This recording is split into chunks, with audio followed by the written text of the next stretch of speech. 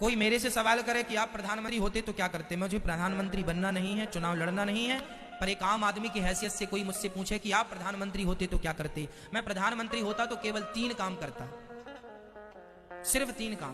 पहला काम, मैं भारत देश की शिक्षा को एक कर देता। चाहे उत्तर प्रदेश में पढ़ो, चाहे यूपी में पढ़ो, चाहे बिहार में पढ़ो, चाहे गुजरात में पढ़ो, चाहे राजस्थान में, चाहे पंजाब में, एक देश एक शिक्षा। नेता का बेटा भी वहीं पढ़ेगा और मजदूर का बेटा भी वहीं पढ़ेगा। ये शिक्षा, ये प्रधानमंत्री मैं होता तो मैं पहले देश की शिक्षा को एक करता। दूसरा, मैं सारे हॉस्पिटलों को तंदुरुस्त करूंगा पहले तो, कि पूरे देश में कोई बीमारी से ना मरे। हर क्षेत्र में, हर जिला में ऑक्सीजन बनने की सुविधा हो, हमें ऑक्सीजन की सप्लाई बाहर से ना करनी पड़े, हम ऑक्सीजन खुद बनाएंगे। हम देश में खुद जो जरूरत है, आवश्यकता है। और आपको बता दूं भैया, दुनिया में सबसे ज्यादा दवाई भारत में बनती है, सबसे ज्यादा टीका भारत में बनते हैं। यहां तक कि पोलियो का टीका भारत में बना, वर्तमान में कोरोना का टीका भारत में। हमारे देश में टैलेंट की कमी नहीं है। हम मुंह नहीं ताकते कि भैया तुम कोरोना का टीका हमें दे दो, तुम चूल्हे में जाओ, हम खुद बना लेंगे। भारत टैलेंटेड व्यक्ति है, भारत के अंदर टैलेंट की कमी नहीं है। हमने सारी दवाइयां बनाई। आज पहले वो होती थी ना, दाग दाग हो जाते तो उसका टीका लगता। आज बच्चों को जितने टीका लगते हैं उनमें 90% टीका भारतीय टीका है, वो सबसे सस्ते हैं और उपयोगी हैं। हम भारतीय लोग ना दवाई भी खूब बनाते हैं, पर इलाज नहीं दे पा रहे हैं क्योंकि नीतियां खराब है। यदि मैं प्रधानमंत्री होता तो देश की चिकित्सा को एक करता, सबके लिए दवाई फ्री, सबके लिए इलाज फ्री, बीमारी से कोई ना मरे, अपनी मौत से मरे तो मरे, पर बीमारी से कोई ना मरे। तीसरा यदि प्रधानमंत्री हम होते, आम पब्लिक से पूछा जाए कोई कि आप होते प्रधानमंत्री तो क्या करते, मेरा तीसरा काम नदियों को नदियों से जोड़ना। यदि आज नदियों को, बड़ी नदी को छोटी नदी से जोड़ दिया जाए तो जितना पानी बह के समुद्र में जाके खारा हो जाता है। छोटी नदी सूखी पड़ी है, बड़ी नदी का पानी बहता जा रहा है। अरे बड़ी नदी को छोटी नदी से जोड़ देने से, और छोटी को और छोटी से जोड़ देने से, और छोटी को और छोटी नदी से जोड़ देने से क्या होगा कि भारत में फसल ज्यादा होगी। आज जहां पानी है वहां का किसान तो सुखी है, पर जहां पानी नहीं है वहां का किसान आत्महत्या कर लेता है पानी ना होने के कारण। इसलिए यदि नदियों को नदियों से जोड़ दिया जाए तो लाखों किसानों का फायदा होगा, और जो पानी का लेवल नीचे चला गया, पानी का स्तर, वह पानी ऊपर आ जाएगा और पानी की समस्याएं खत्म हो जाएंगी और देश को पानी मिल जाएगा। आज हमारे भारत में बहुत सारे जिला ऐसे हैं जिसमें चेन्नई का नाम सबसे आगे है कि वो सूख गई है। 2000 फीट नीचे भी पानी नहीं है। कल को आपके शहर की बारी है जहां खोदने से पानी नहीं होगा। कल आपके पास पैसा बहुत होगा मेरी माँ, पानी नहीं होगा।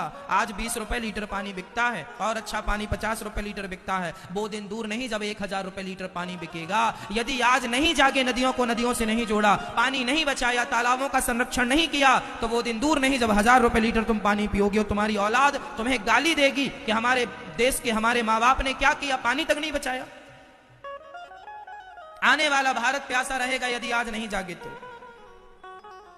इस जल संरक्षण के साथ साथ वृक्षों का संरक्षण, जंगलों का संरक्षण जरूरी है, ताकि हमें, आप बताइए, आपको बहुत पैसा चाहिए या शुद्ध हवा चाहिए? बोलो। कल को आपकी जान पर बन पड़ेगी तो पैसा काम नहीं आएगा। अभी कोरोना काल में सबके पैसे धरे के धरे रह गए, ऑक्सीजन भी नहीं मिली। ये पैसा सब कुछ नहीं है मेरी माँ, जिंदगी सब कुछ है, हवा सब कुछ है। इसलिए भारतीयों को शुद्ध हवा मिलनी चाहिए, और शुद्ध हवा तब मिलेगी जब जंगलों का संरक्षण होगा, जंगल बचेंगे, वृक्ष लगाए जाएंगे। रोड के नाम पे करोड़ों वृक्ष काटे जाते हैं, बताओ लगाए कितने जाते हैं? जल में वृक्ष भी आ गए, प्रकृति, चिकित्सा और शिक्षा। पहले हमें इनमें काम करना चाहिए, जरूरत है इन चीजों की। बताओ आज देश को इन 3 मुद्दों की जरूरत है कि नहीं? 3 कामों की जरूरत है कि नहीं? पर कोई भी सरकार अपनी सरकार बनाने के लिए इन 3 में से एक भी चीज ऐड नहीं करती। चाहिए ना कि ये चीजें हों, तब देश समृद्धवान बनेगा। आज इन्हीं चीजों पर तो अमेरिका ने काम किया है, तो आज वो संयुक्त राष्ट्र बन के बैठा है। आज इन्हीं चीजों में तो जापान ने काम किया है, तो वह सबसे पावरफुल बन के बैठा है। चाइना हमसे आबादी में बड़ा है, लेकिन फिर भी वो इस काम पे लगा हुआ है, इसलिए आज बहुत पावरफुल, ताकतवर बन के बैठा है। और हम दिनों दिन कमजोर होते जा रहे हैं। किस बात पर? इसी बात पर कि हम लोग ध्यान नहीं दे रहे हैं अपनी शिक्षा पर, अपनी चिकित्सा पर, अपने देश पर। आज भारत में परिवारवाद है। परिवार, ये मेरा बेटा है तो यही नेता बनेगा यही देश चलाएगा, योग्य है तुम चूल्हे में जाओ, तुम योग्य हो तो हो, पर ये बेटा है हमारा इसलिए चलाएगा। भले भले वो बिल्कुल अनपढ़ है, भले उसको काखा गाखा का ज्ञान नहीं है, पर नेता है इसलिए। क्या करोगे अब? चलो हम तो आपको भागवत सुनाए। ये तो देश की बातें हैं मैया, ये तो मेरी चिंता है कि मेरा देश समृद्धवान बने। मैं चाहता हूं कि आप पढ़े लिखे हो, मैं चाहता हूं आपके घर भी कभी चूल्हा ना बुझे, मैं चाहता हूं कि आपके पास भी एक गाड़ी हो, मैं चाहता हूं कि भारत के मजदूर के पास भी कम से कम एक खुद का घर हो, खुद की गाड़ी हो, खुद के लिए बढ़िया पहनने के कपड़े हो, खुद शिक्षित हो। मैं ये चाहता हूं गरीब से गरीब आदमी शिक्षित हो। मेरा भारत तब समृद्धवान बनेगा जब 135 करोड़ लोग समृद्धवान बनेंगे। गरीबी बहुत देखी है माँ, बहुत गरीब है मेरा देश। आज भी लोगों के पास खाने को रोटियां नहीं है। कुछ लोगों के यहाँ कुत्ते बिस्किट खा रहे हैं, पर कुछ लोगों के यहाँ बच्चों को खाने को रोटियां नहीं। बहुत दर्द आप लोगों में पता नहीं किस किस ने देखी गरीबी।